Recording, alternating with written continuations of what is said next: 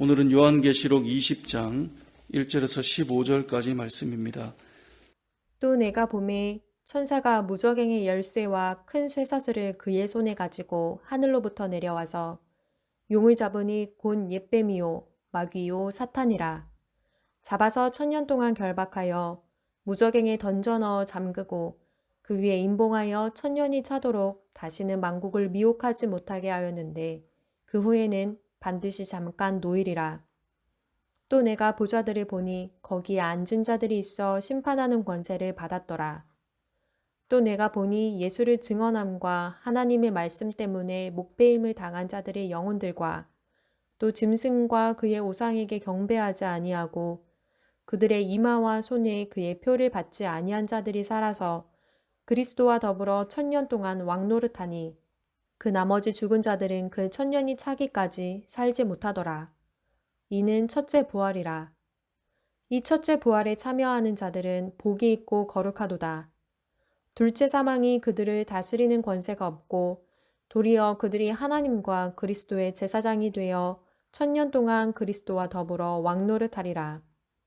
1000년이 참에 사탄이 그 옥에서 놓여 나와서 땅의 사방 백성 곧 곡과 마곡을 미혹하고 모아 싸움을 붙이리니 그 수가 바다의 모래 같으리라. 그들이 지면에 널리 퍼져 성도들의 진과 사랑하시는 성을 두르매 하늘에서 불이 내려와 그들을 태워버리고 또 그들을 미혹하는 마귀가 불과 유황못에 던져지니 거기는 그 짐승과 거짓 선지자도 있어 세세토록 밤낮 괴로움을 받으리라. 또 내가 크고 흰 보좌와 그 위에 앉으신 이를 보니 땅과 하늘이 그 앞에서 피하여 간데 없더라. 또 내가 보니 죽은 자들이 큰 자나 작은 자나 그 보좌 앞에 서 있는데 책들이 펴 있고 또 다른 책이 펴졌으니 곧 생명책이라. 죽은 자들이 자기 행위를 따라 책들에 기록된 대로 심판을 받으니 바다가 그 가운데에서 죽은 자들을 내주고 또 사망과 음부도 그 가운데에서 죽은 자들을 내주매 각 사람이 자기의 행위대로 심판을 받고 사망과 음부도 불못에 던져지니 이것은 둘째 사망 곧 불못이라. 누구든지 생명책에 기록되지 못한 자는 불못에 던져지더라. 아멘. 우리가 천년왕국이라는 말은 한 번쯤 들어보셨을 것입니다. 이 천년왕국이라고 하는 단어가 성경에 직접적으로 나오지는 않지만 우리가 오늘 읽은 본문 4절 제일 하반 끝자락을 보면 그리스도와 더불어 1000년 동안 왕노릇하니라고 하는 말씀이 있죠. 그러니까 이 말씀을 배경으로 이 천년왕국이라는 말을 교회들은 사용해 왔었습니다. 그래서 도대체 천년왕국은 그리스도와 함께 왕노릇하는 천년왕국은 언제 임하는가? 이것이 이제 계시록을 해석하는 사람들에게는 큰 이슈였습니다. 왜냐하면 이것을 어떻게 해석하느냐에 따라서 우리의 신앙의 전체적인 방향이나 또 성경을 해석하는 그런 그림들이 조금씩은 달라지기 때문에 그런데요. 크게는 이제 예수님께서 천년왕국 전에 임하시는지 천년왕국 후에 이 땅에 임하시는지, 그러니까 재림을 말하겠죠.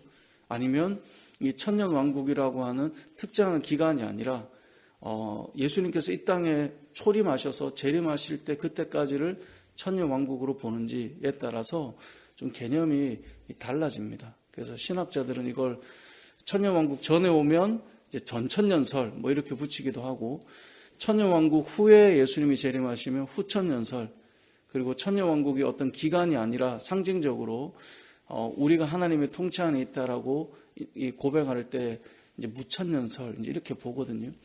이제 오늘 본문의 이 내용을 이제 전천년설로 해석을 하면 이렇게 됩니다. 앞서 말한 대로 천년왕국이 임하기 전에 예수님이 오시는 거예요. 그러니까 예수님이 오시기 전에는 대환란이 있겠죠. 엄청난 환란과 고통이 있는 가운데 예수님이 재림하셔요. 그래서 성도가 부활하고 적그리스도가 멸망하고 천년왕국이 임하는 겁니다. 자, 계시록 말씀을 문자 그대로 순서대로 해석하면 이렇게 됩니다.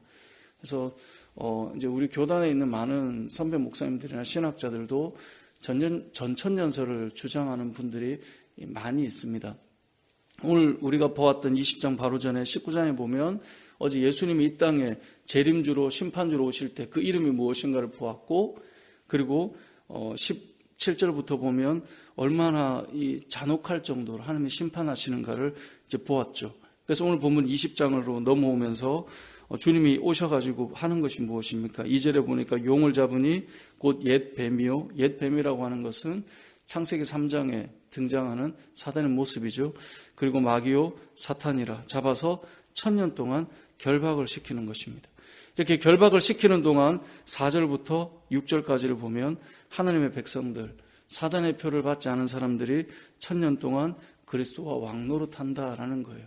그런데 그 후에 잠깐 7절에 보니까 1000년이 차고 나니 사탄이 그 옥에서 놓일 때가 와요.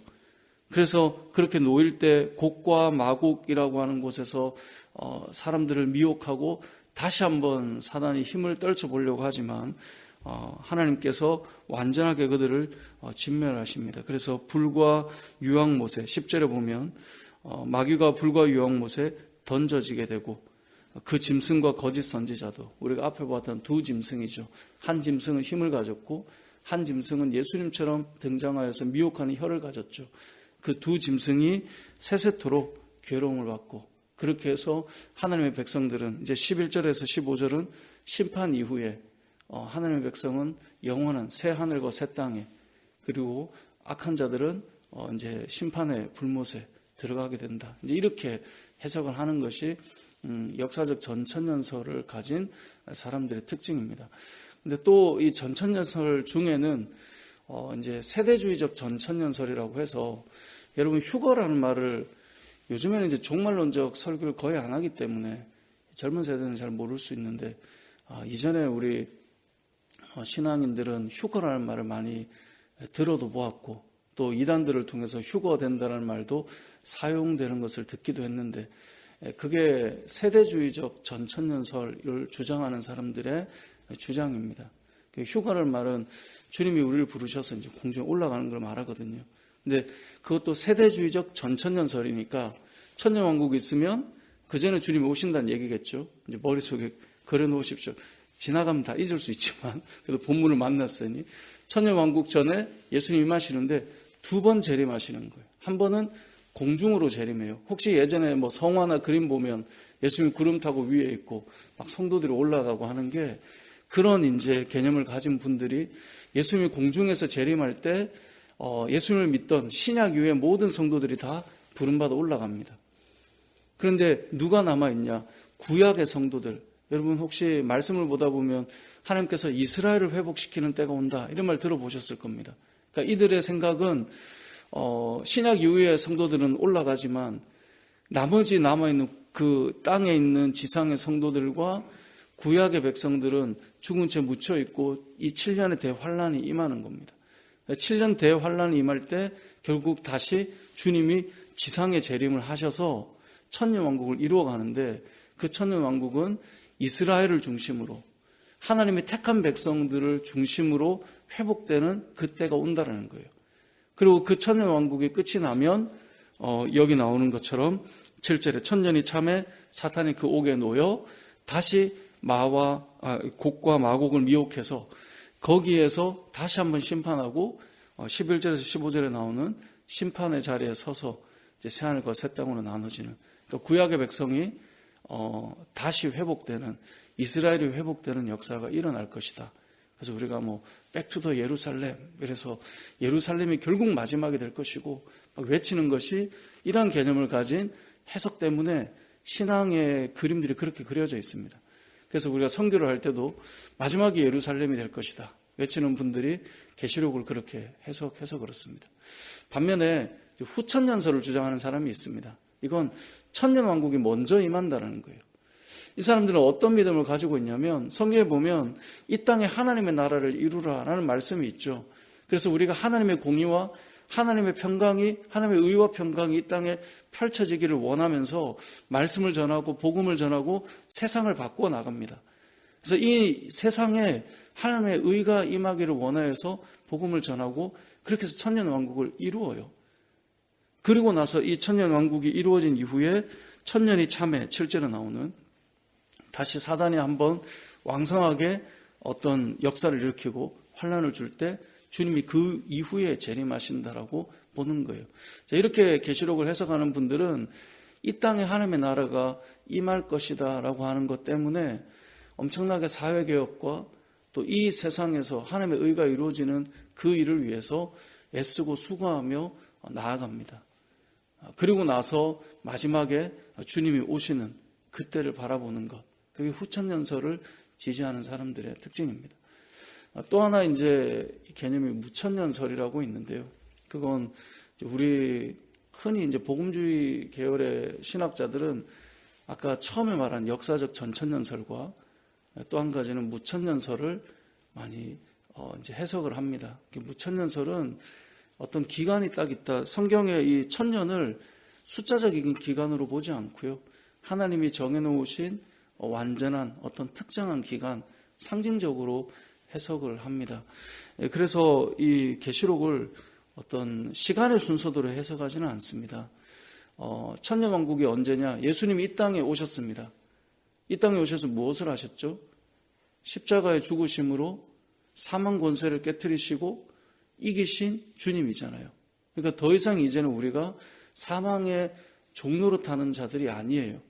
그래서 이미 예수님이 초림하셨을 때부터 주님이 왕이 되시고 모든 권세를 결박하고 무너뜨렸다고 봐요.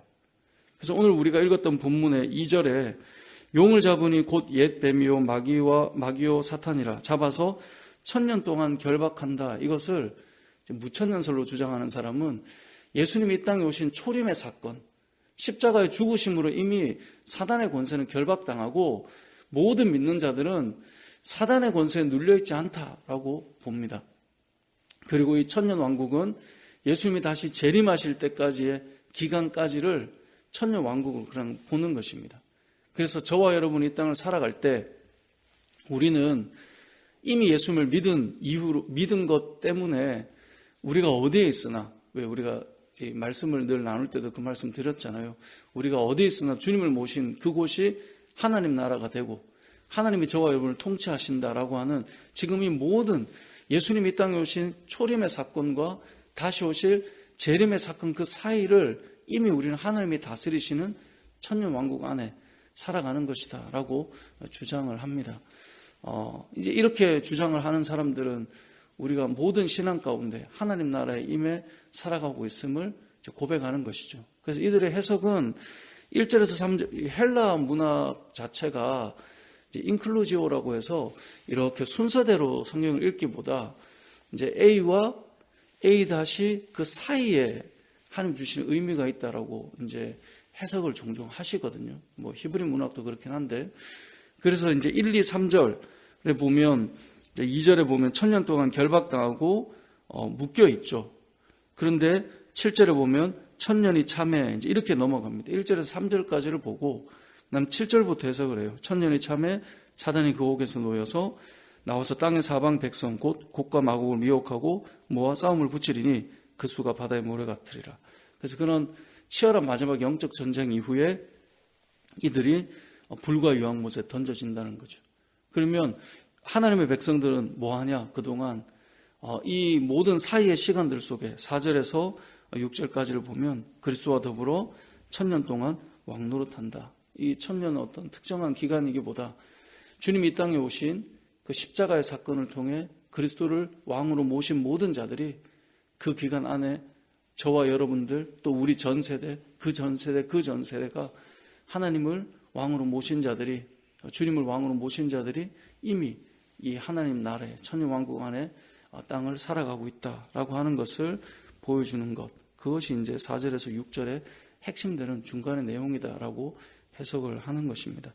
말씀을 보면 이제 이 말씀을 왜 드리냐면 역사적 전천년설을 믿고 있는 사람들은 어떤 신앙관을 가지겠습니까? 세상은 점점 더 악해져 간다라고 하는 생각을 가지게 되겠죠. 그리고 말세다. 세상을 보니 주님 곧 오시겠네. 그래서 우리의 믿음을 더 잘 지키자. 이제 이렇게 흘러가게 되겠죠. 후천년설을 지지하는 사람들은 세상이 이래도 우리는 이곳에 하나님 나라를 이루어야 돼. 우리가 이 땅에서 하나님의 공의와 정의가 펼쳐지기를 원해. 이제 그렇게 신앙생활을 하겠죠. 무천년설은 우리가 어디 있으나 이곳은 하나님 나라야. 하나님의 의와 평강을 따라 우리가 살아가며 우리의 마음에 하나님 나라가 임하였기 때문에, 그리고 우리가 이 땅에서 하나님의 사명을 따라 살아가는 거야 라고 이제 이야기하겠죠. 그러니까 해석마다 조금씩 강조점이 다르고요. 뭐가 더 옳으냐, 뭐가 더 좋으냐, 뭐 이걸 선별하기 좀 어렵지만, 이제 저는 무천년설이 성경 전체로 볼 때 더 바람직하지 않은가라고 보지만, 이제 우리 교단의 많은 이제 선배 신학자들이나 목사님들은 성경을 문자 그대로 순서 그대로 보는 게 더 좋다라고 해서 이제 뭐 전천년설로 보기도 하는데요. 오늘 본문의 내용을 다시 한번 마무리해 보겠습니다. 20장 내용의 1절에서 3절까지는 옛 뱀이요 마귀요 사탄이라고 하는 그 용을 잡아 1000년 동안 결박하는 사건, 그리고 4절에서 6절까지는 그리스도와 더불어 1000년 동안 왕노릇하는 그 사건, 그리고 7절에 1000년이 참에 사단이 그 옥에서 놓여서 곡과 마곡을 미혹하고 다시 한번 어떻게 해보려고 하는 싸움이 붙는데, 그들이 결국은 그것을 마지막으로 해서 10절에 보니까 불과 유황못에 던져지는 사건, 그리고 11절에서 15절에 그러면서 마지막 최후의 심판이 임하게 되는데, 그때는 생명책과 함께 우리의 행위를 따라 기록된 책이 있다는 거예요. 그게 12절이죠. 생명책이 있고 죽은 자들이 자기 행위를 따라 책들에 기록된 대로 심판을 받는 행위의 책이 있는데, 그 행위를 따라서 결국 심판을 받게 될 것이다 라고 하는 것입니다.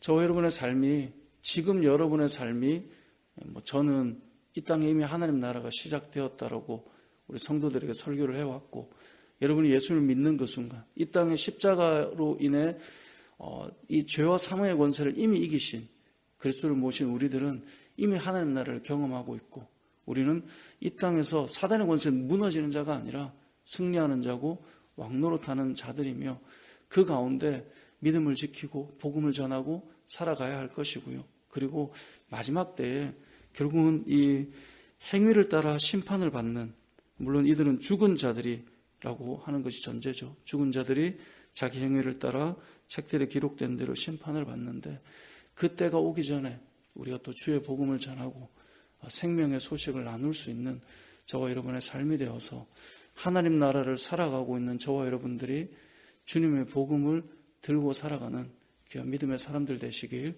주님의 이름으로 축복합니다.